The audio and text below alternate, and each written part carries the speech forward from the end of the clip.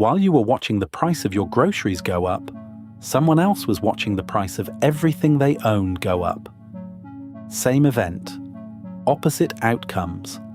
And that is not an accident. You've heard the explanation. Inflation is caused by supply chain problems, by corporate greed, by too much demand. And the Federal Reserve, the people in charge of the money supply, they're fighting it on your behalf. That framing makes inflation sound like a disease the authorities are trying to cure. Inflation is the side effect of a treatment they already chose. The price increases you've been living through are not a surprise to the people who run the system.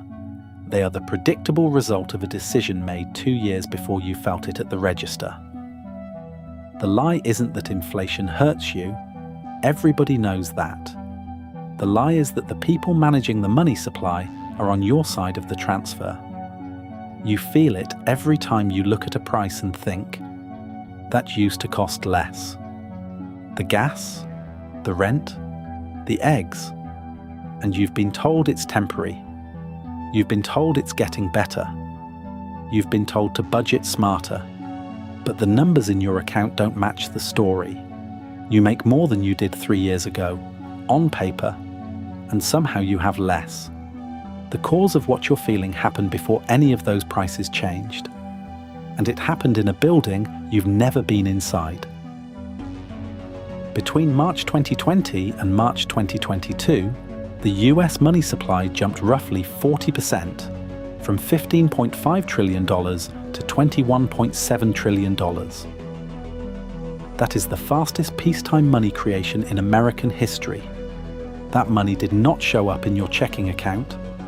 It went into quantitative easing, the Fed buying assets from banks and financial institutions. It went into bank lending programs, corporate bond markets. The money entered the economy through Wall Street, not through your direct deposit. The S&P 500 roughly doubled from its March 2020 low. US home prices went up about 40%. Median real wages, flat. The money printing inflated what wealthy people own before it inflated what you buy at the store. If you had a portfolio and a house, you came out ahead. If you had a paycheck and a savings account, you got the bill, 12 to 18 months later. But here's where it gets personal.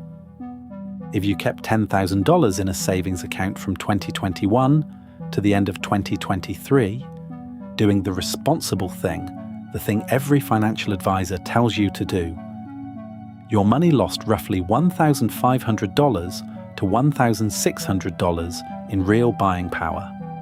You saved, and you got poorer for it. The same $10,000 in an S&P 500 index fund roughly held its value, because stock prices inflated along with everything else. The system compensated people who own assets and taxed people who hold cash. That is not a market quirk. That is a sequence, and it runs the same way every time. What you just saw has a name, not a new one. An economist described this mechanism almost 300 years ago. Richard Cantillon, Irish-French, wrote about it around 1730. His insight was simple, and it has never been wrong. When new money enters an economy, it does not arrive everywhere at the same time. The people closest to the source of the money, the banks, the institutions, the asset markets, they benefit first. By the time the money reaches wages and consumer prices, the damage is already done. Prices adjusted, your paycheck didn't. This is called the Cantillon Effect, and what it produces, the net result, the thing you feel in your bank account, is the inflation transfer. Every round of money creation moves wealth from people who earn to people who own. Not sometimes, every time. The mechanism is 300 years old. The Fed proved it right again in 2020. Cantillon wrote his essay Sur la nature du commerce en général almost 3 centuries ago, and the economics profession named the effect after him. That should tell you something. This is not a theory someone cooked up on the internet. This is a documented mechanism that has been observed, measured, and confirmed across every major money printing episode in modern history. But there's a second layer to why you didn't notice. Irving Fisher, Yale economist, 1928.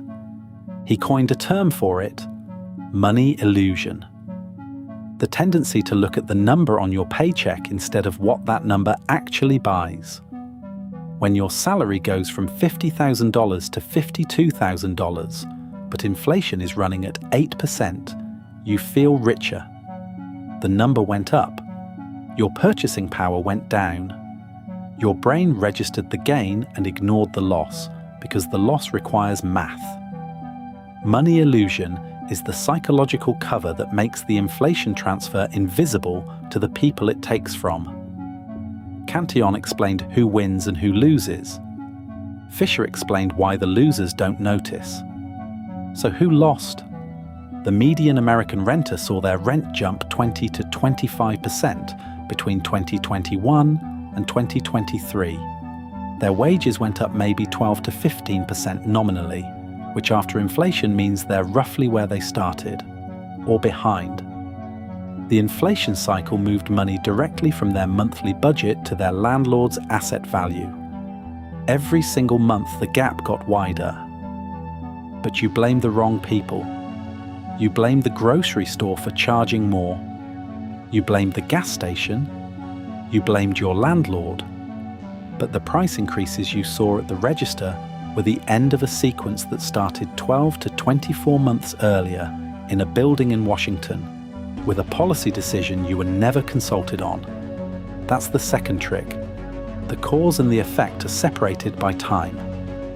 By the time you feel inflation at the checkout, the people who benefited from it are already holding their gains. The system is criticism-proof because the responsible moment is invisible by the time the pain arrives.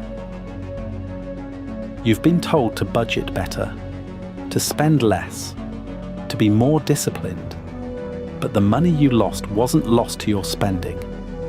It was transferred through a specific, predictable, 300-year-old mechanism from your savings account to someone else's portfolio, from your rent check to your landlord's equity, from your paycheck to the price of everything around you. Post-2020 money printing produced a 100% gain in the S&P 500 and a 40% gain in home prices. If you owned a home and had investments, you got richer. If you rented and saved cash, you got poorer. Same inflation. Opposite outcomes. The only variable was which side of the asset line you were standing on. While you were watching the price of your groceries go up, someone else was watching the price of everything they own go up. Same event, opposite outcomes. Now you know why. If you want to keep seeing the real ledger, subscribe. More is coming.